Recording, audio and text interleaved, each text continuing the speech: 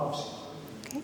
So my name is Joanne Rothwell. I'm the Waterford City and County Archivist, and that means that I'm responsible for the documentary history of Waterford City and County, all of the records and all of the sort of documentary evidence that we leave of our presence here in Waterford City and County.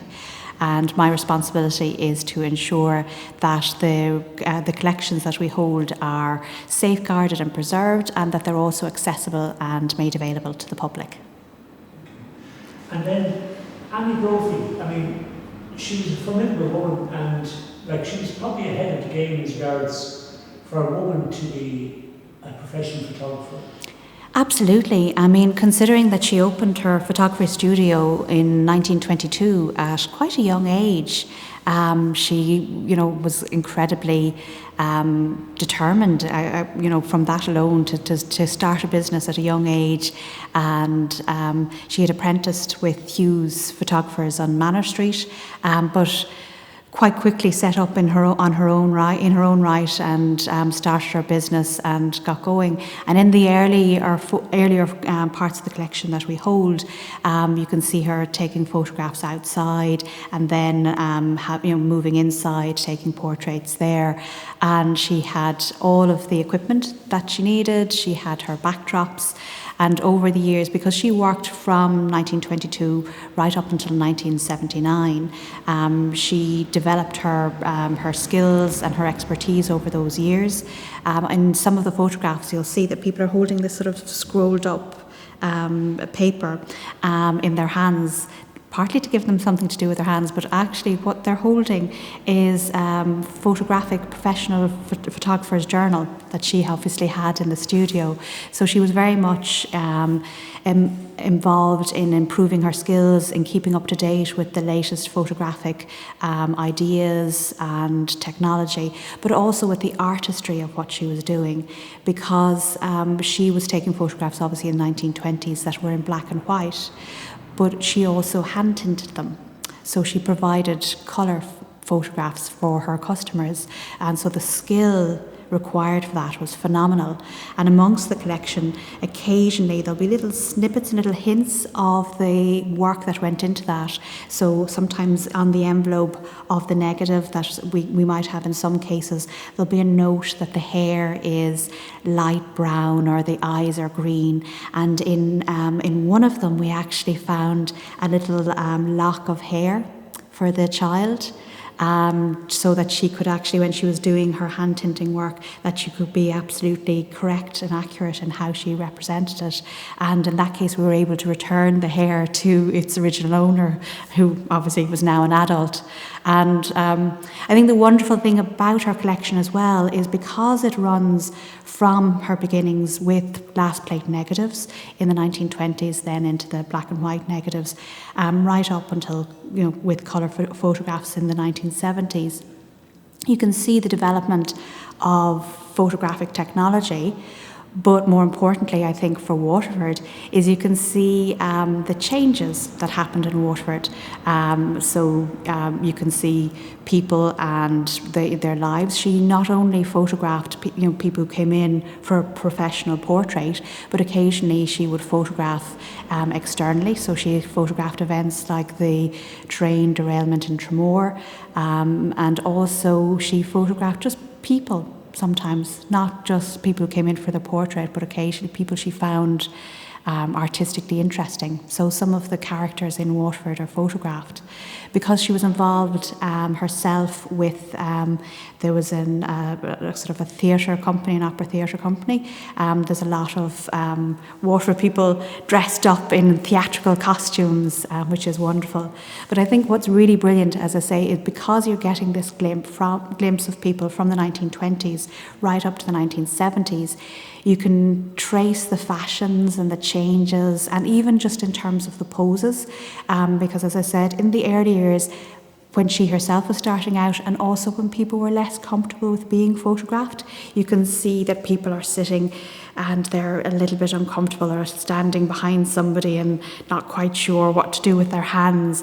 And then as time goes on, you can see that people are getting more comfortable with the idea of being photographed, and also anyone who has memories of being photographed by Miss Brophy will say that she was very very detailed and very determined that people posed as she set them.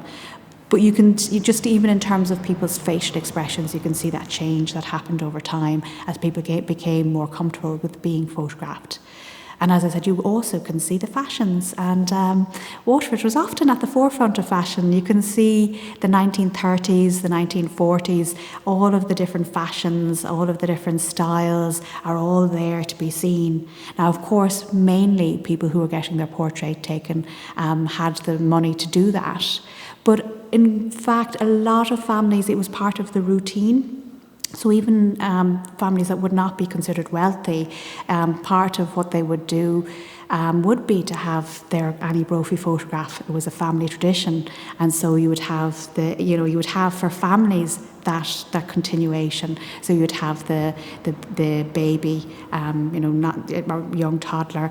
Then you'd have the communion photograph, the confirmation photograph, and later on maybe the wedding photograph. And often a lot of the schools here in Waterford would have had Annie Brophy take the photograph. So you might have children in different classes being taken over the years. So for some families, they can actually trace their family through the photographs from the 1920s up until the end of her career in 1979. So it's a really fabulous collection to kind of give a picture, an actual, literal picture of Waterford at particular points in time. And it's a wonderful collection that is there for the people of Waterford to explore. The council acquired the collection. Do you have some stats for that? So in 2005, the council purchased the collection from another photographer who had acquired the collection after her retirement and after she had passed away. So Jo McGrath had her collection, and in 2005, Waterford, the then Waterford City Council, purchased the collection, and my predecessor as city archivist then began creating exhibitions of the collection, and he did some wonderful exhibitions where he was able to trace, with a huge amount of effort, trace some of the people in the photographs. So they were able, again, with the help of Terry Murphy, who's another Waterford photographer, on those evenings they were able to sort of use the Annie Brophy backdrops, which the council had acquired as well, and have people take a new Annie Brophy photograph to go with their old Annie Brophy photograph. And also from those exhibitions, then there's photographs of people at that point in time taken with their original baby photograph or communion photograph. And I think a lot of people had a great deal of fun trying to find who was the baby, and what was that them in their in their communion finery. So it's a fabulous collection sort of that helps kind of bring people together and create connections. So it's a really brilliant collection to have. But there are 60,000 negatives in the collection as a whole, and so we have been working our way very gradually digitising the collection. So some of the photographs that were already digitised for the exhibitions, and then working from the 1920s onwards, we've been digitising them and making them available on the council website and the photo archive there. And as we've gone through that, what we've been doing is working on moving them from where Annie Brophy had originally stored them, which was originally in the 1920s in old cigarette boxes. So conservation-wise, not ideal. So we've been moving the negatives into archival quality photographic envelopes and putting them into acid-free boxes. So we've been working our way through digitising them and moving them into more appropriate storage. But as I say, it's a huge collection, so it is a very, very slow process. And between Annie Brophy and also the Poole collection, Waterford's going to be very, very well documented. in Ireland? It is, I suppose, in one sense, yes, it is. Waterford is very fortunate that they have those fabulous collections available. The Pooh collection, of course, is available through the National Library. So, yes, Waterford is very fortunate. But also sometimes when people are looking for a very specific photograph, it can be a bit maddening in that just today I was looking for a photograph of a particular spot on the quay, and I had photographs before that spot, after that spot, the other side of the road. So it's fabulous that Waterford has the collections that it does have, documenting both the place and the people. But I suppose any city of this history, it's not ever going to be possible to document it completely, and there are always going to be gaps in the record. And but we are fortunate because in lots of places they just don't have the survival of a collection of the calibre that we have in the Annie Brophy collection. And did you get any insight into Annie Brophy as a woman, as her own personality, what she's like? It's very difficult to know. I suppose we were fortunate in that some of Annie Brophy's relatives are still around. So that, they obviously had a more complete knowledge of her, and certainly from talking to her niece, one of the things that's very clear is that Annie Brophy was somebody who was really organised. She knew where all of those little boxes were. She had her order books. When somebody looked for a photograph, often she was able to just go and get it straight away. So she seems to be somebody who was completely on top of her game, knew what she was up to. From the point of view of the record for us today, that does leave a weakness, because if you're brilliant at knowing where you've put everything and where everything is, it means the record that you keep mightn't be as detailed, because she always remembered. So her order books would have just the name of the person who ordered the photograph and a kind of a little brief address. And sometimes when we go looking for the photograph, the person who ordered it might not be the person in the photograph, but for her, she'd know that and she would have been able to find it. Whereas for us, we kind of, we're looking and somebody says, "No, I definitely know I had my, confirmation photograph," and we're going, "No, we've checked." And so often, if somebody's looking for a photograph, I usually get ask them to give us the name of their grandmother who might have paid for the photograph, so that we can find it as well. But I think in terms of the collection overall, what's very clear is that Annie Brophy was an incredibly professional, passionate, artistic photographer, and you don't get that kind of collection, and you don't get the kind of business that she had at the time that she had it without being incredibly good at your job. And I think the photographs are testament to that. And her brother worked for her? He did, yes. Her brother William worked with her as well. So I think for a lot of the particularly the outdoor shots and some of that work, he seems to have done a lot of that work, and her expertise seems to have been in, certainly according to her niece, was in the portrait work. So William seems to have done a lot of the outdoor work. And in addition to sort of the portrait work, there's other kind of business photographs, so photographs of some of the cranes on the wharf here in the city, photographs for businesses of external or internally of furniture store, that kind of thing. So certainly the volume of the work that she had, you can see why her brother would have been working with her, because I think for one person it would have been utterly impossible, but even for two it's an astonishing amount of work to have. Okay, that's great, isn't it? And what do you, anything else as a photographer, is anything to ask? Just give me a second on that one. But she was like the hand tilting thing. Mm-hmm. Like, I mean, I remember hearing before that she would like be able to take out a blemish. Oh, absolutely. And then also what we decided to do with the digitising is for some of the negatives in the packet that she has, there are 3 sets of the photograph. So you can see that she's actually changing maybe the pose or the light. For some of them, the light might not be working for her that day, or so she's trying to work around it.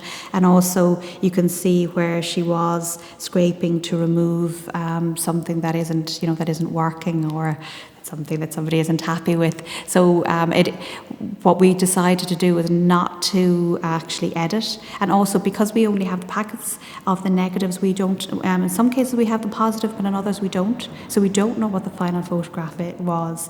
So both from that perspective, but also more importantly, I think because having sort of the 3 different options, I think what I hope that would be very useful for other photographers to get a kind of glimpse of the techniques and the way in which somebody who was working without some of the technological advances that we have today, how a photographer was able to edit and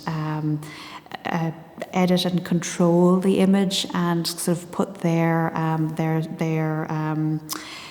skills to work to ensure that the person actually got the representation that they wanted from the photograph that she created. I presume she printed all her own photographs. Yes. So, Yeah. but when she finished in 1979, Mm-hmm.